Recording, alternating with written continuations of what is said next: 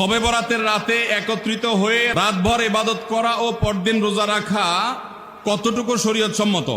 ভাইরা আমার, শবে বরাত উপলক্ষে রাতভর একত্রিত হয়ে মসজিদে ইবাদত বন্দেগী করা কোনো হাদিস দ্বারা প্রমাণিত নয়। এবং দিনের বেলা যে রোজা, এই রোজা শবে বরাত উপলক্ষে না, এটা হলো শাবান উপলক্ষে রোজা। এই রোজা হলো আইয়াম বীজ উপলক্ষে রোজা। নবী করিম সাল্লাল্লাহু আলাইহি ওয়াসাল্লাম শাবান মাসে এমনি বেশি বেশি নফল রোজা রাখতেন, সেই হিসাবে আপনিও রাখবেন। আবার আইয়াম বীজ 13, 14, 15 রোজা রাখতেন, সেই হিসাবে রাখবেন।